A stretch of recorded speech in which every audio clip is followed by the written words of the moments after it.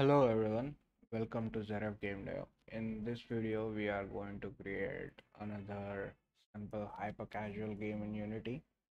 And as we have created most of the script templates or all the layers and obstacles, we are just going to use our previous code, as the only thing that's going to be changed is the player behavior and how the score is going to calculate and the objects are going to be spawned and if they are. So here I have blank Unity project opened up, and currently let's first uninstall all the packages we don't need.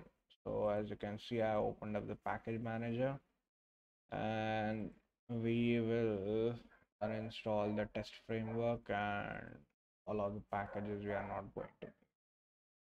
So let's first add a text mesh pro, which will install the TM Pro, and we don't need the rider editor. So let's remove it.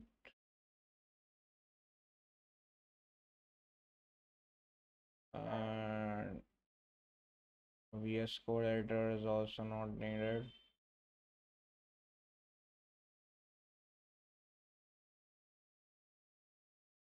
Version control, true.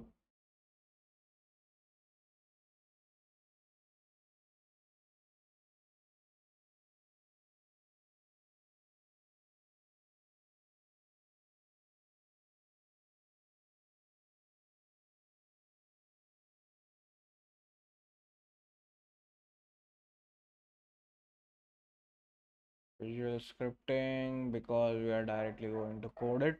And finally the test framework, as our game is just a simple game, so it won't be needed. So the advantage of removing all these packages is whenever you use Unity, it is going to be responsive and won't lag.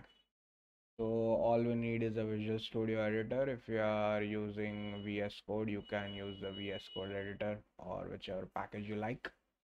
And for now, uh, the assets which I'm going to be using are you can get it from the GitHub link. And for now, what we are going to do is we will copy all of our folders except the scenes from our tricky disk repository and add it to the scene. So these are going to be all of our folders, and as you can see, there should not be much problem. So we have our prefabs, the animators, the resources, and the scripts. So all the scripts are going to be similar. For the main menu, we have the constants, the audio manager, and the main menu manager. The game manager, player, and obstacle, they'll just have the different behaviors for its motion. So let's add both of our scenes and we'll start editing our scene. So similarly, let's bring gameplay or main menu scene into our scenes folder.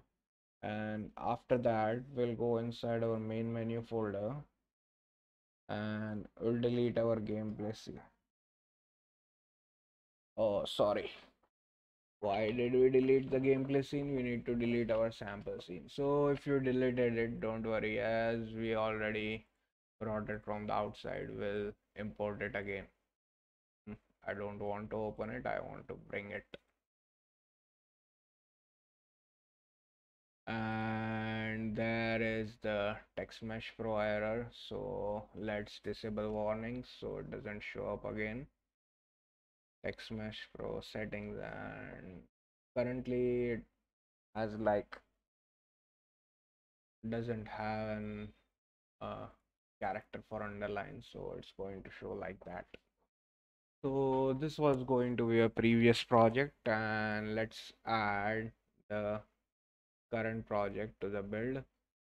So add open scenes and remove our current scene. So as we already removed all the packages, it's going to be fast. So the first thing we are going to do is change the title to rotate dash. And we will remove the disk that's not going to be needed. Everything else is going to have a color of black. So let's add our black color. And the rest of them are going to have a color of white. And similarly, our background, which is from our main camera, it's going to have a color of, I mean, you can have 92. So this is going to be our start screen. It's not going to change. So that was for our main menu. As we already done it in the previous game, we are going to use the similar one here. Now, this was our gameplay scene in the previous game. Now, our player is not going to have much anything. Our canvas is going to be similar. The only thing that's going to be needed is to change its color. So let's first change our background color to white, and inside our main camera, let's change the size to 10.8. And as we already changed the color, let's change the end panel color to white. And currently we don't, it doesn't have any pixels, so we are going to need one more asset, which is going to be just the pixel, and I've called it bar. You can call it whatever you like. And let me add it to the resources. So this was mesh type, tight, sprite editor, normalized. So this was the previous one. So this is just going to be our sprite, and a previous pivot is going to be bottom center. Change the pixels per unit to 1. And let's hit apply. And after that, let's go inside our game. And first we'll change the end color to be a different color, which is going to be a blue one. And after that, our best, which is going to be white, let's change it to black. And similarly, we'll change all of our icons to black. So this is going to be our end screen, nothing different. It's going to call the similar params which I have used. So everything is just going to be similar. Now let's remove the bar,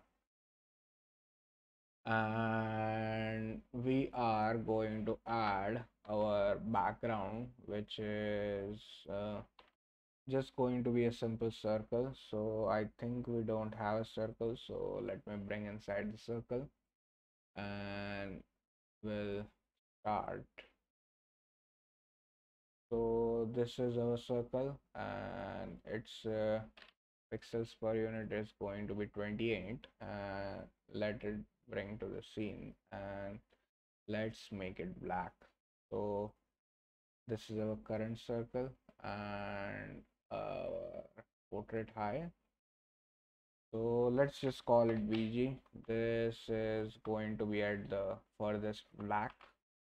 Let's set odd and layer to -5, and its color is going to be black. Now let's duplicate this BG, parent it to the current BG. So let's set the odd and layer to -4, and let's set its color to white. Now as you can see, uh, if we decrease its size, it's going to have it as an outline of our previous circle.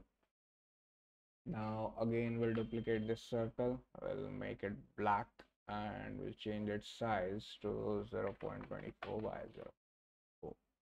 So this is going to be our background. After that, we are going to have our bar. So our bar is just going to be a single pixel, which we are going to scale as a rectangle, and it's going to be attached to a point. and that point is going to be at 0. Let's reset its transform, and let's first create an empty and we'll call it bar.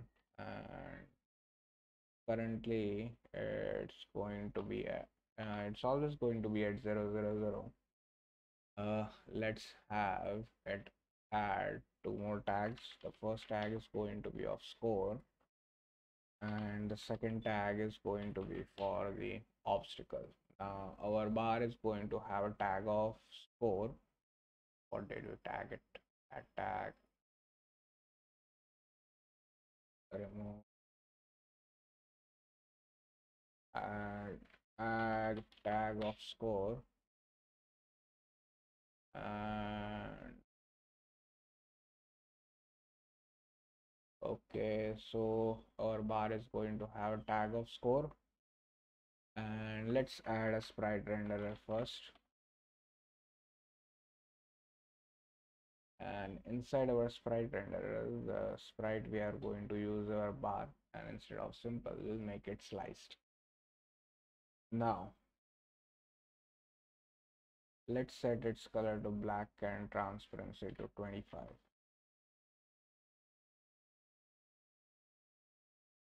0.24, 5.12, so it is going to be 0.24 and 5.12. So this is going to be our score, which is going to calculate our score. Similarly, let's add a box collider 2D.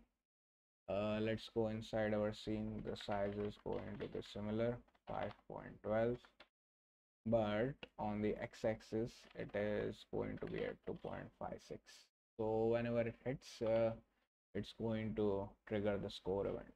Now similarly, we have our background, and let's edit our player. So our player is currently at 7.5. Let's have it at 3.2, and it's similarly going to have our circle, but not this circle, this circle. And size, it's going to be 0.64, and let's set the color to be our bluish one. And after that, its ordering layer, it's going to be 1. It's going to have a circle collider 2D recalculate, so its size is 0.32. Again, it's going to have rigid body 2D, and layer we are going to edit it, but it's also going to have a particle system, so which will create it afterwards. And let's move up. So currently it's looking ugly, but we'll do something about it later. And let's now see what should we do. Our red and green, let's delete our, we are just going to need only one.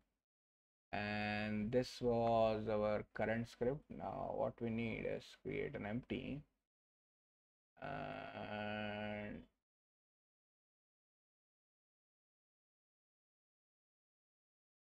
hmm, hmm.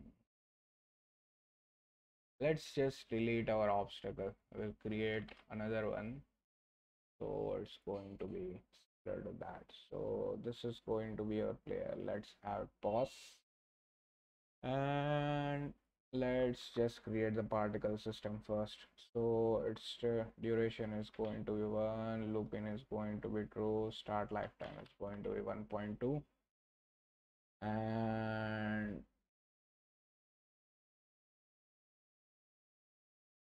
after that start size is going to be 0.32. Start color, let's have it as a white. We'll add the rotation later word, and simulation space is going to be world. Emission, let's have the rate over time to 4, and inside our shape, instead of cone we'll use a circle with a small radius. And I think there's no start velocity, so if we restart, Hmm. Start size, start speed 0. We cannot see it, but there should be some particle. So let's stop it. And after that, in our color over lifetime, we are going to pick uh, black to white, and size over lifetime. It's going to be decreasing. And in our texture sheet animation, instead of grid, we'll set the sprite, which is going to be our circle sprite. And inside our renderer for the material, we are going to use our sprite's default material. So if we hit restart, as you can see, there are some particles spawning. And let's hit stop. So that was our particle. And finally, what we are going to need is change the player and have our create our obstacle. So let's first create an empty and we'll call it obstacle. And let's reset its transform.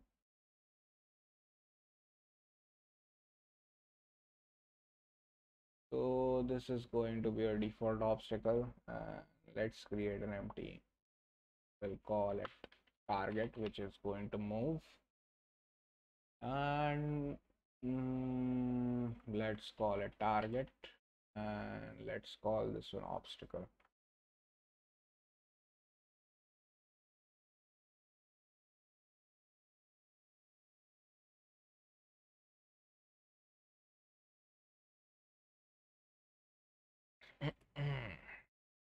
Now for our obstacle, currently it's going to be at 000, and let's add a sprite renderer. And here for the sprite renderer, we are going to use the bar sprite with a size simple not sliced 0.5 by point. Ordering layer to be -1, color it's going to be black, and let's have a box collider 2D, which is going to be a trigger. 0.5 by 0.5, and it's going to be 0.25, and we'll attach an obstacle script. So obstacle script, we will need to change a couple of things, I think. Why is there start pose left? Okay, there are going to be start and end pose, and we'll need to change the mode. So this is our default obstacle. Let's save it as a prefab and we'll delete it from the scene. We are going to add it afterwards, but let's see what we need to add more. So that was our target and the obstacle. And all we need to do to add inside our scene is add to the scene, and for the first one the target is going to be at 1.25. Why? So as you can see, it is currently at its position. Let's add our second one, which is going to be at -9 positive 90 degrees, and the obstacle is going to be at 2.75.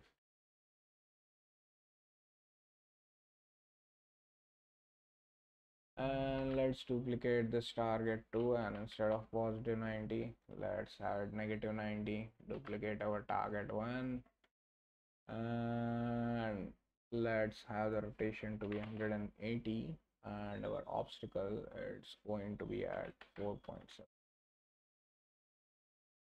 Or maybe you can like have it wherever you want, but currently these are the positions and it's going to move with respect to these positions. And inside our game manager, we are not going to need the target prefab, so we'll do something about it. And let's start coding our obstacle script first, so it's going to be easier. So this is just how the screen is going to look. We just added all the scripts, colliders, and whatever was needed. Already took 20 minutes. Should be finished inside an hour. So let's edit our explosion. So instead of explosion green, we'll rename it as explosion blue. Why can't I rename it? Yeah. And inside our explosion blue, let's just set the start color to be bluish one, and our shape is going to be circle, but let's decrease the count to all. How many times? It's going to be 5 cycles and 50, so let's have it as 4, so it will only burst a couple of particles, or maybe 8. Now let's go inside our obstacle script. So let's go inside Visual Studio, reload, save, and it's going to do some things. Don't know whatever it is. And let's start coding our obstacles. So inside our constants, first we have the depth and the goal. So let's change that first. So instead of depth in the goal, we are going to have score, which is going to have a tag of score, and the obstacle, which is going to have the tag of obstacle. And after that, inside our game manager, the spawn obstacle is going to have different function. And our obstacle is going to be completely different. So let's first remove everything. So what our obstacle is doing, it is moving up and down, so it is moving in one axis. So we can calculate the start position, and will rotate, not rotate, will move it from 0 to 1, which is going to be its time, and depending on that it will calculate the position. So let's see how we are going to do it. So let's have a serialize field first, and this one, which is going to be float time for half cycle. So one full cycle is when it reaches the top and comes back, but we are going to calculate for just one, like start pose to end pose. So it's going to be half cycle. Then we have speed, and finally total height, which are going to calculate. And after that, serialize field, private vector 3, and we have the start position and the end position, and our time elapsed, speed, and our total height. Let's remove the underscore because they are like, we are just going to use them. So that's how I do it. I don't know it is bad or good, but these are like our personal variables for the class, the private variables, and this are like these two are private, but we are setting it from the inspector. So instead of awake, we'll set the time elapsed to be transform dot local position dot y minus start pose dot y, and we'll divide it by the total height, and our total height is going to be end position dot y minus start position dot y. And finally our speed. So let's calculate speed, which is going to be 1 over time for half cycle. So these are the parameters. Now let's go inside our fixed update function, and what we'll do is we'll increase the time elapsed by time dot fixed delta time, and we'll multiply it by speed. So if the time is higher, the speed will be lower, and it will like change depending on that. Now let's create a vector3 temp, and it's going to be start pose, and our temp dot y plus is equals to, well, time elapsed multiplied by total height. So it's going to be its position, and we'll set the transform dot position finally to temp. And if our time elapsed is less than 0f or time elapsed is greater than 1f, then we'll multiply the speed by -1. So it will start moving in the other direction. So now if we do this, and let's see what we have inside our player, what we are going to do is just remove everything so it doesn't shoot any errors. And we are going to remove the spawn obstacle also, so again this also doesn't shoot any errors. And collections dot generic is not needed. Early collections and generic is not needed. Player don't know constants. 27 minutes and only last script remaining. So to check if it is working or not, let's first go inside our target and our obstacle. Time for half cycle is going to be 1.2. Start pose 1.25 and 4.75, which is going to be the local position. And here, instead of transform dot position, transform dot local position is going to be temp. So everything should be working, and let's go inside Unity, and the only thing we need to set up is this obstacle value, and we'll now first catch all of our bugs that are going to happen. So let's start playing from the main menu, and the quit is working. So it was already working before, so it does not matter. Let's hit play, and we didn't add the scene to the build, so let's go inside the build settings and add open scenes, and let's go inside our main menu, and let's now hit play. So it is working. Gameplay could not be loaded, there are not many errors, and our everything's working fine. There is not much problem. The only thing we need to do is start moving the player. So let's go inside our gameplay scene now. Inside our BG, we have the BG2. Its odd in layer involves -2. Let's set its odd in layer to 1. Order in layer to 1. So it should be on top.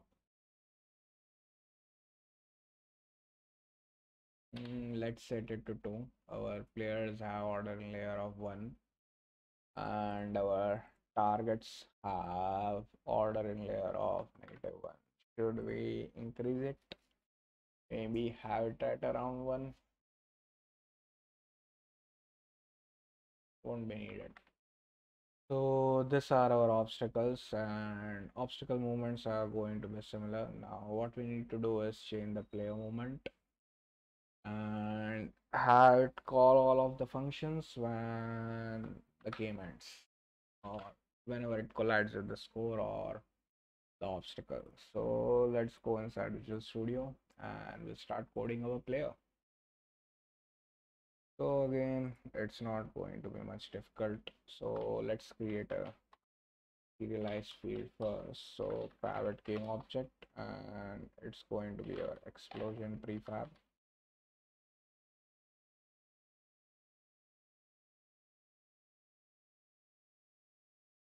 And after that, serialized field private vector 3 going to be center.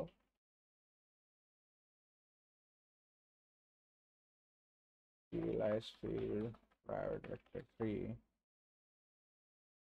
start speed, which is going to be the initial speed. Now let's create a serialized field private audio clip. Move clip and loose clip and the win clip. And inside our awake, what we'll do, create a private float speed, and our speed is going to be our start speed.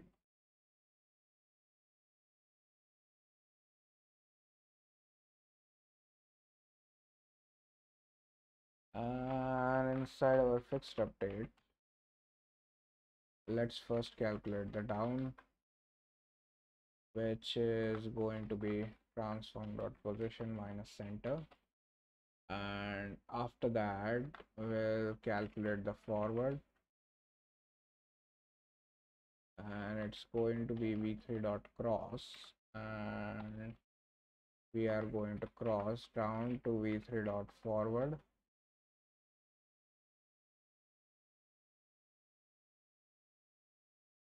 So the forward is like will be going inside the screen, so it does not matter whatever it is. And what we'll do is transform dot position is equals to plus is equals to speed multiplied by time dot fixed delta time and multiplied by our forward, which we have calculated. Now that is also going to be our update function. We check input dot get mouse button down of 0. Then we'll just multiply the speed by -1f, and will audio manager dot instance dot play sound, and we'll play the move clip sound. So this is just going to be our update and fixed update. Now finally on trigger enter 2D. So the first one is going to be collision dot compare tag.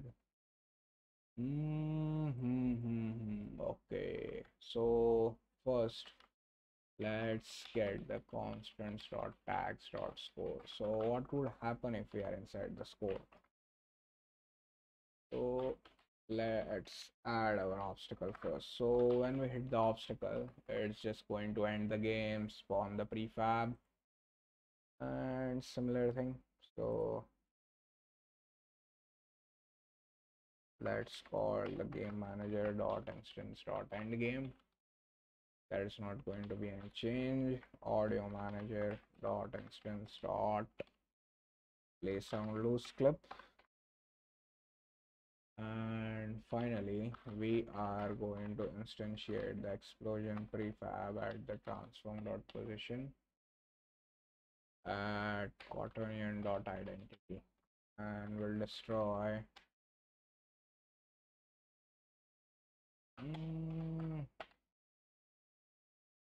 we'll just create a new scene so it won't matter, and we'll destroy the game object,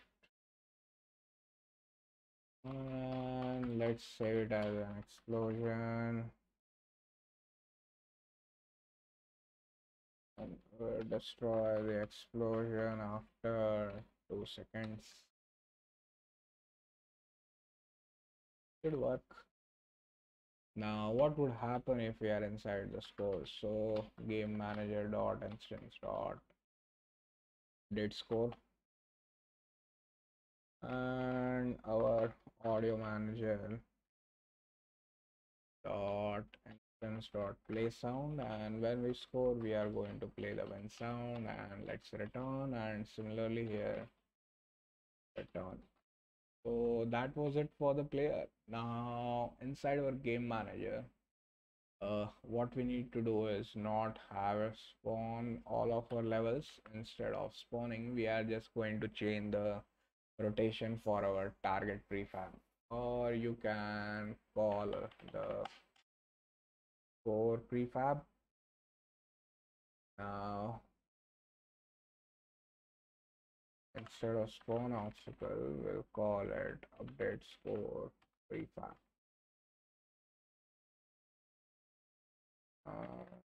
Update score prefab, and similarly instead of spawn obstacle we'll call it update score prefab. So what our update score prefab is going to do, so first it will check its rotation.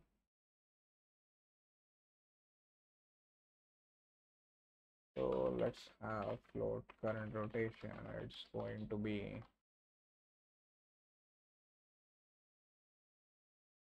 core prefab dot transform dot rotation dot Euler angles dot e,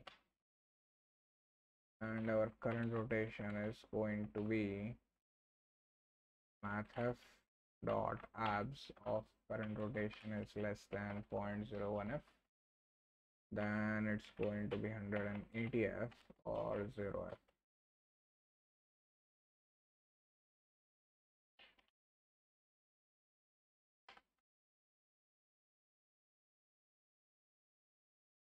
And after that we'll create a new rotation to be new vector 3 0 0 current rotation, and our score prefab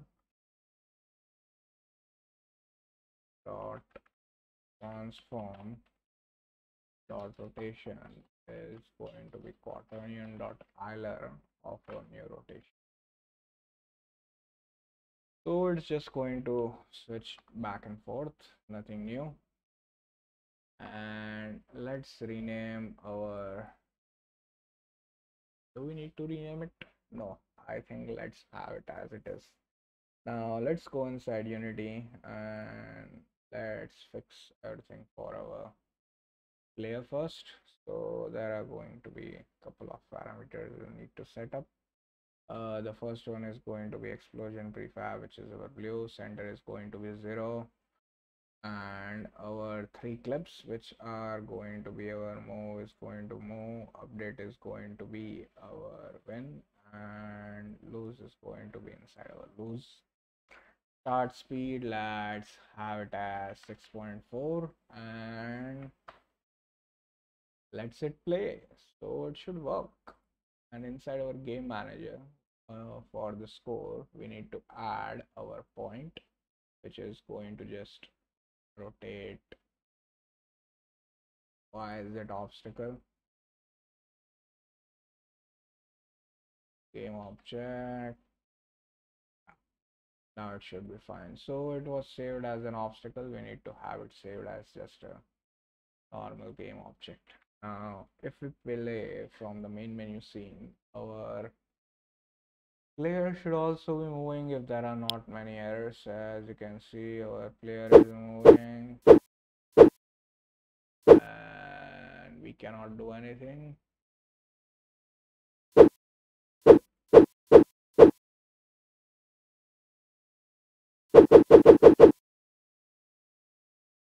There are some errors for the rotation, but what we need to do is set our bar as a trigger. So bar is going to be set to trigger inside our prefabs. Our target obstacle also needs to be set to trigger. Now it should be fine. Let's go inside our main menu scene and let's hit play. So it's working.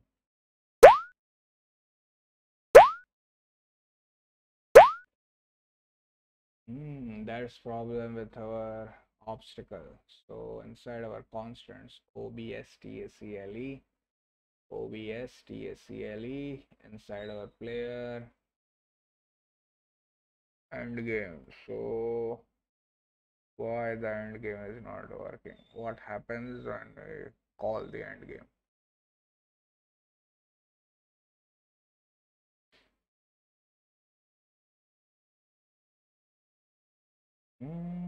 Should work. Now let's see why our end game is not working. So our obstacle, okay, so they are not tagged as obstacle. That was the only problem and should be fixed right now. And everything should be working perfectly fine.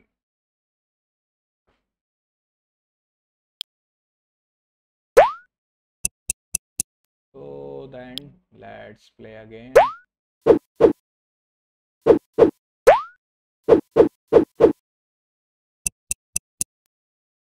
Let's remove the sound and this is just going to be the game we have played. And to increase the difficulty depending on the score, you can change the speed variable or change the speed for the obstacles, have different speed for the obstacles, have similar speed for half of them, or you can add different variations and the game won't look monotonous and people will play like for 2 to 5 minutes and that's the hyper casual. And there is a problem with our rotation which was not when I started. So what we need to do is instead of having directly set up the transform dot rotation, we'll need to calculate the overall position depending on the certain size so it does not go out of the bounds.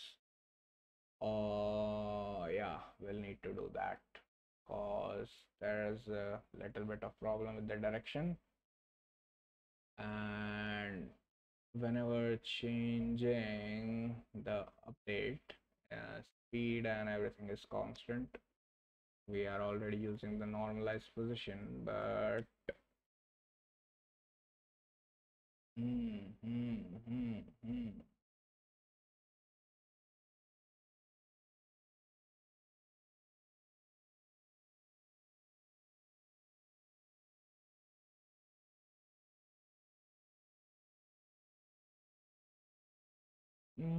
What we can do is let's go inside Visual Studio and we'll fix it. It's good to fix it. So instead of calculating the transform dot position, let's create a temporary position. Temp is equals to transform dot position. And here, instead of temp, we'll use temp plus is equals to speed multiplied by time dot delta time. And its magnitude, which is going to be same, maybe different.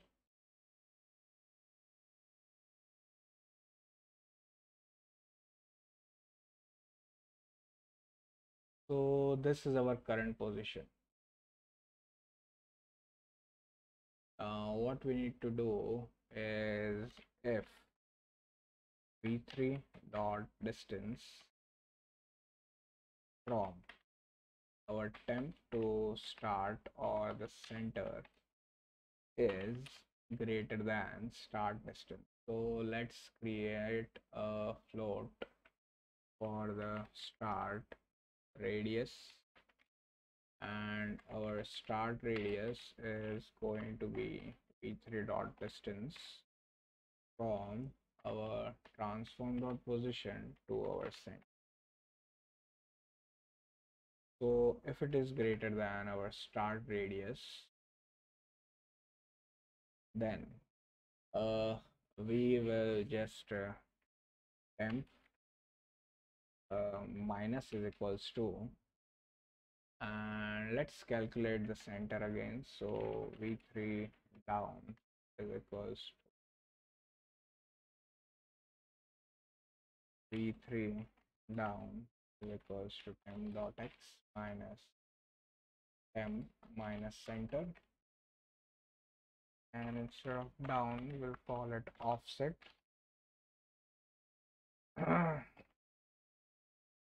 And let's use its direction, and let's call float uh, extra radius, and it's going to be v3 dot distance from temp and center.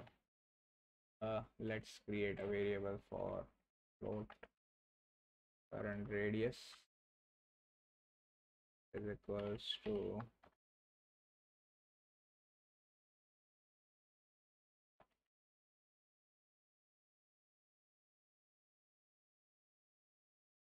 and we have vector3 extra radius is equals to current radius minus start radius and dot normalized, and what we'll do is offset, but we'll multiply it by the extra radius, so it will change our temp, and finally our transform dot position will be temp. So should work. mm, that was no problem when I changed it before. I think I know why did it happen. So the fixed delta time is like when I created the previous project or for checking it, it was like 0.002, so the error was not there. But currently, where is the error? Okay, transform dot position, MSP, new expression can be simplified, doesn't know. So it was 0.002 seconds, so the radius was not getting elongated. But now, as I didn't change the time setting, which is going to be inside the project and our time, I'm not going to change it right now, but as you can see, it is around 50 times a second, and in my previous project it was around 200 times or maybe around 500 times a second. So as you can see, it is speedy, but I don't think it will lose more radius now. And again, it's a little bit choppy, so instead of 0.01 you can change it to 0.005 and there won't be any problems. And that was it for this video, and if you did like the video, do like, share and subscribe. Subscribe to the channel, and uh, currently I'll be doing the hyper casual game series. So I mean, uh, most of the hyper casual games are created in around 2 to 3 hours or depending on different ideas. So I'll be doing hyper casual for a month or two, and after that, I have a couple of ideas for which I need to create the game for the Play Store, and I'll be trying that. But for now, we'll be going around 10 to 15 games inside the hyper casual, which are going to be similar. So we'll be reusing a lot of code, and you can get directly code from the GitHub repository. And if you watched till now, thank you guys for watching, and see you guys in the next video. So let's play the game once more so we can see there was not many errors.